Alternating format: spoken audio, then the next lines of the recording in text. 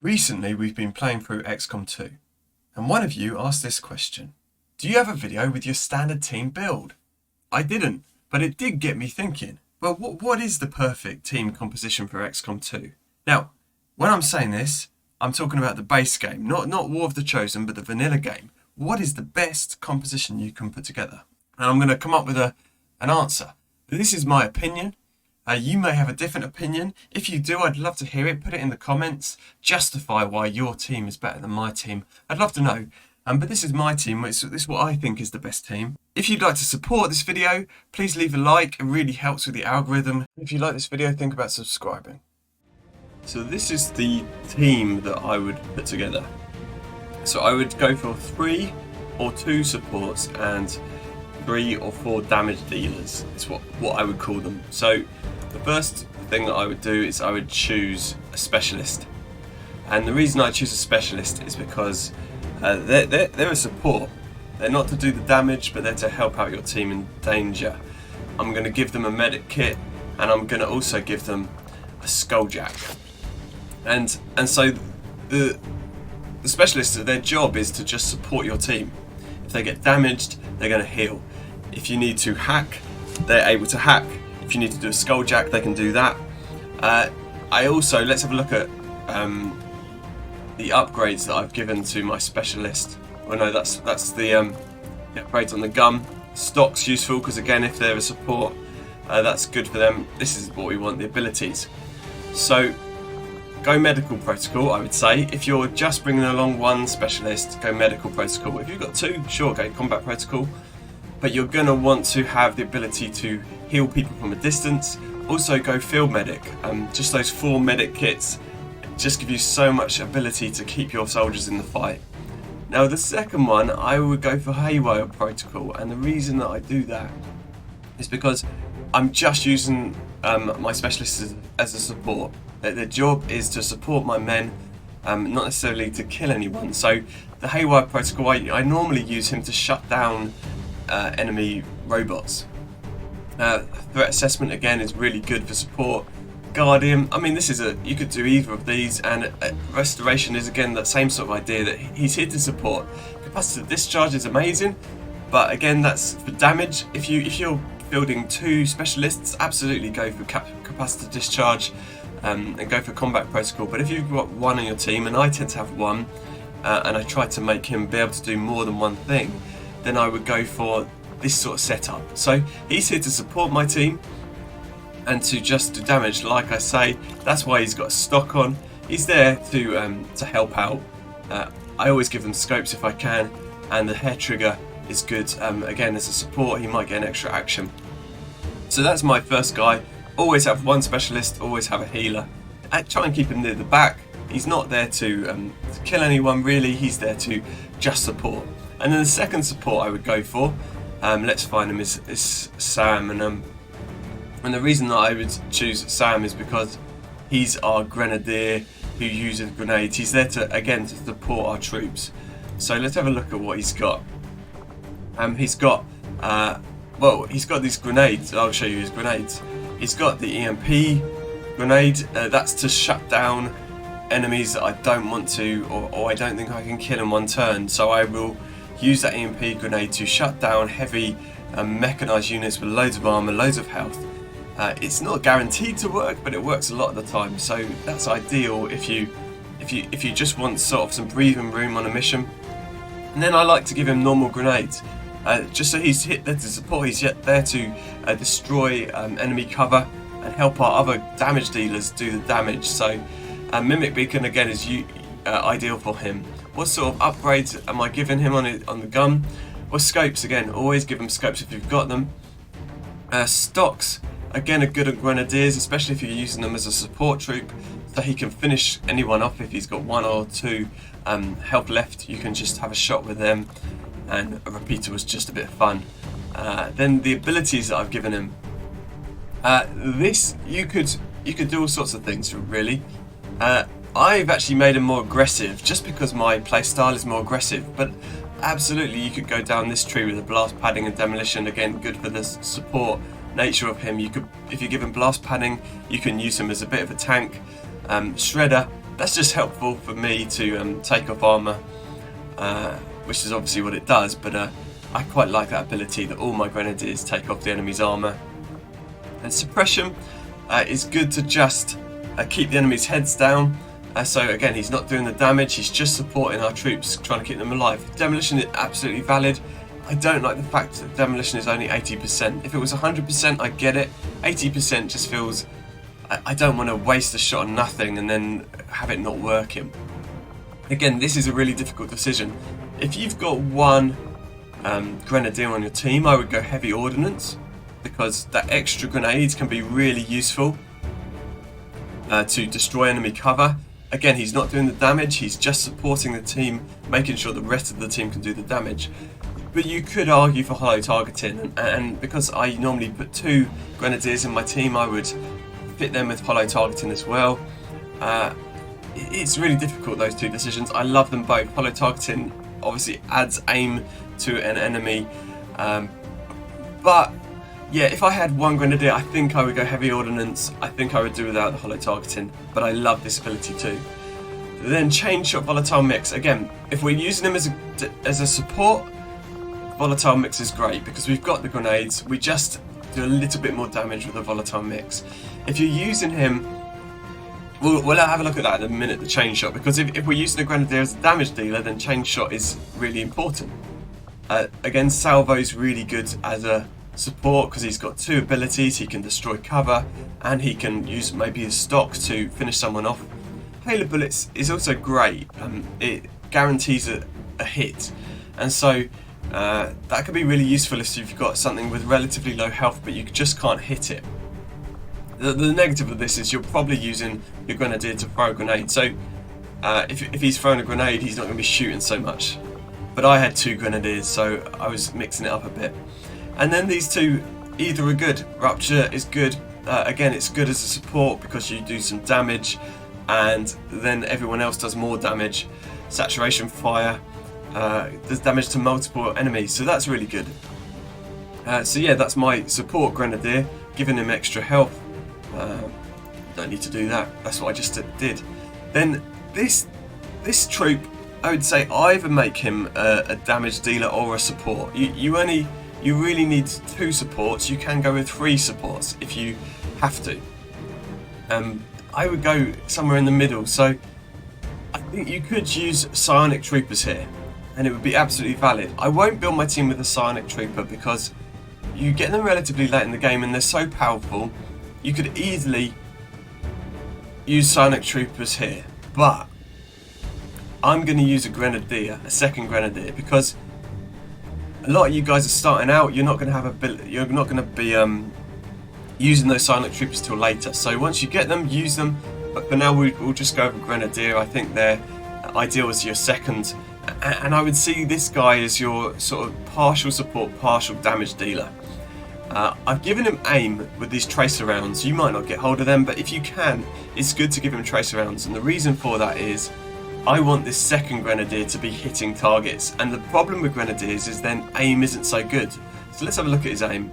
His aim is 75 and he's got the 10 because of the tracer rounds. If you compare him to, say, the specialist here, he will have more. Yeah, there you go, he's got 8. No, that's his hack. That's his aim is 80. So your Grenadiers are not going to be hitting stuff so easily. That's why I use them as supports. Now let's have a look at his abilities. So he is built much more as a damage dealer.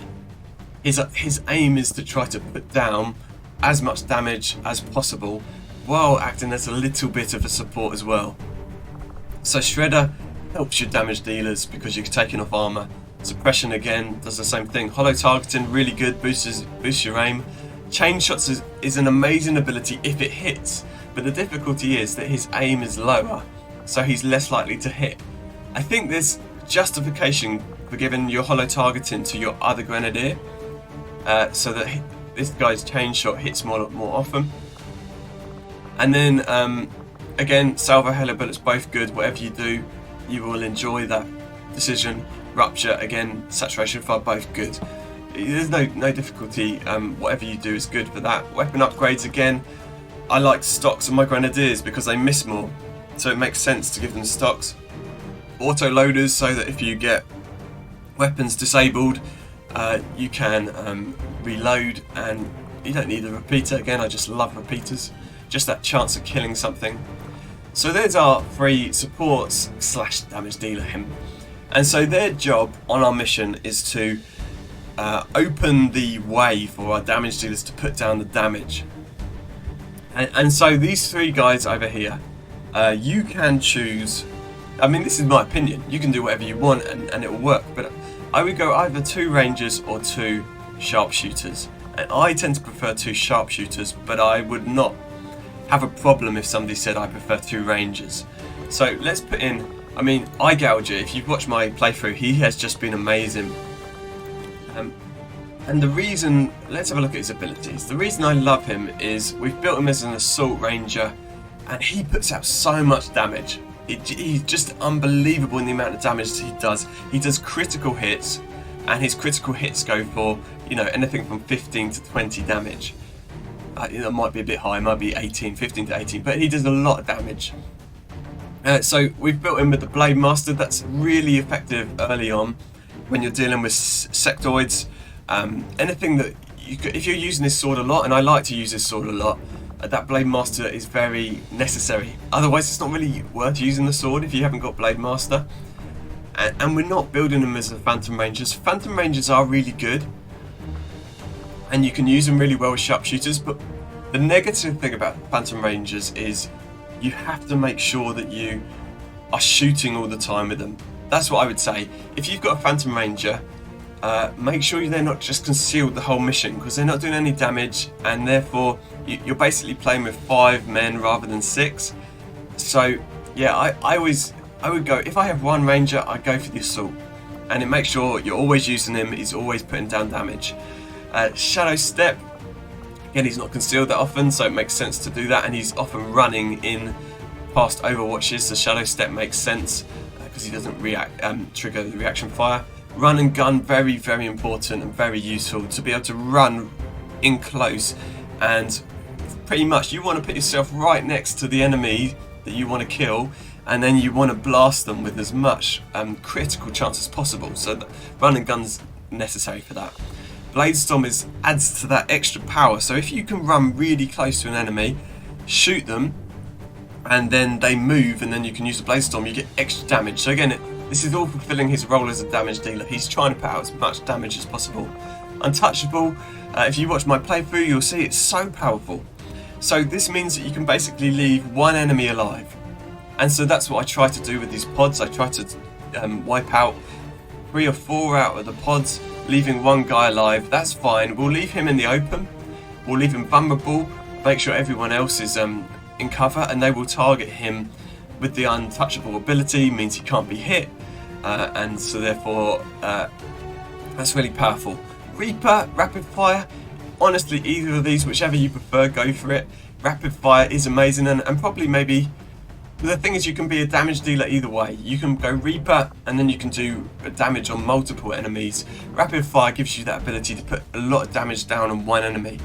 Probably the reason I'm going for Reaper is that I've got 2 sharpshooters in my build.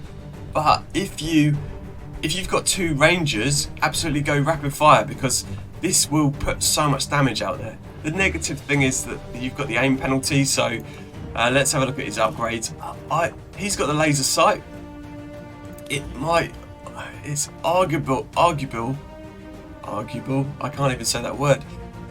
You might want to use a scope on him, because his crit chance is very high anyway. If he's got the Talon rounds, you might, yeah, it just depends. But if you're running in really close, then your aim is going to be high anyway, so you should be able to hit them. So it's up to you. Laser sight is good, aim is also good, whatever you want to do. Stock, probably shouldn't have given him the stock. You'd probably use something different. Maybe a auto loader would be good there, and a hair trigger. You know, just give him whatever. But yeah, that's my ranger. Then what I'm going to do is I'm going to build with 2 sharpshooters. So Joestar would be my next guy, and he is amazing. Let's have a look at him. He got given a really good ability, which makes him even better, because he's got Shredder. But that's not going to happen to all of you guys. So definitely give him a scope. Very important to give your sharpshooter scope, because the job of the sharpshooter, in my view, is to always hit. I want him to hit every single shot. I also give him the repeater, so when he does, when he has the cone of fire, I can't remember what it's called, but he can hit multiple enemies, and so he's got multiple chances of executing them. And the expanding mag is also vital if you can get hold of these 3 slots.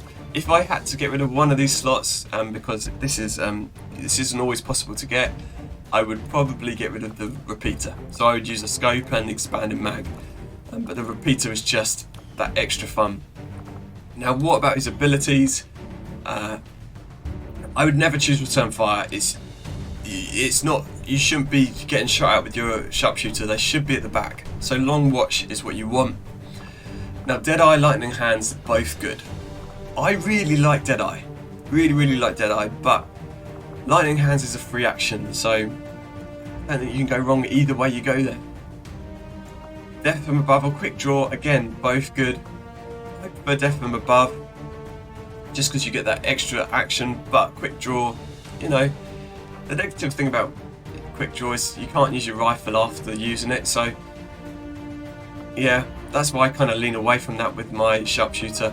Killzone, that's what it's called, Killzone is amazing. You can hit 5 or 6 enemies, particularly with the expanded mag, and with the repeater you can execute potentially 5 or 6 enemies.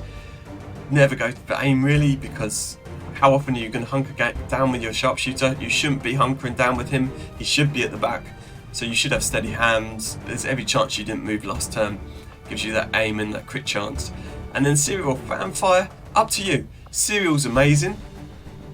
Maybe I should use Serial on him because he's got Shredder, but I don't know. Fanfire is really good against opponents with a lot of health. Serial's good against a lot of guys that need killing. Because Eye-Gouger's got Reaper, it's less necessary to get Serial, but yeah, that's what I would go with him. And then my final guy, what we got, I would go with Lucy. So she's the second sharpshooter, but she's more of a gunslinger build. So let's have a look at her abilities. So again, she's going down more this build over here.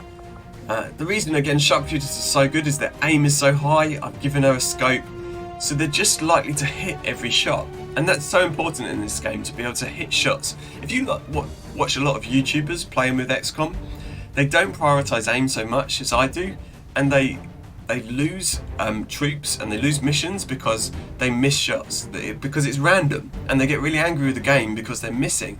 And I keep watching them thinking, well, the reason you're missing is because you haven't got this aim up high, and so you don't give yourself the chance to not miss.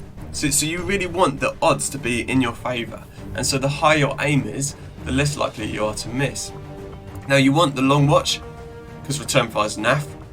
And then I've built her as a gunslinger, and the good thing about gunslinger is they can just do so much damage. So she can do face off, that's kills, that shoots at multiple enemies. I don't use it that much. In fact, I use it once, I think wrongly, but the potential is there. I think that could be a really good thing to do, but just haven't found the right opportunity. Lightning Hands and Quick Draw give you kind of 2 shots in your turn with pistols, and then you can do a face off or a fanfire. And then the steady hands, obviously I've already just said why I do that. So this isn't ideal, the conditioning.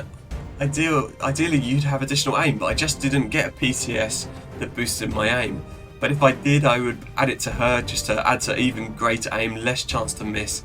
And then this thematically, to me, works really. Let's just look at her. What she's got as her upgrades. So she's got the scope, always use the scope. She's got the expanded mag, always have that on my sharpshooter. And the repeater, if I can, I always have that.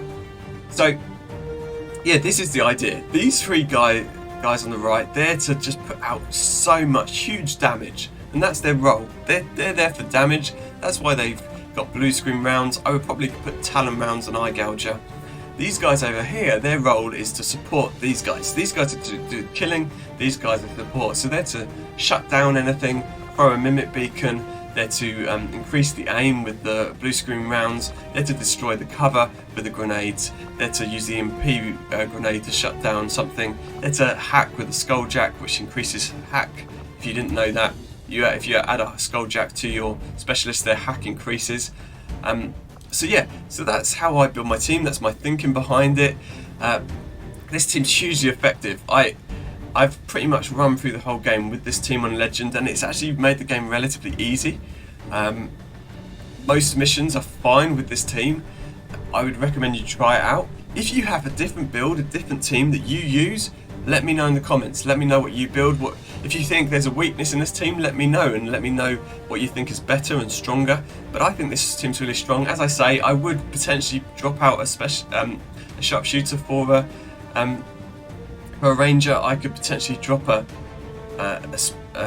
grenadier for a ranger as well. And you can mix this up. You don't need to choose this team. You can do anything you like.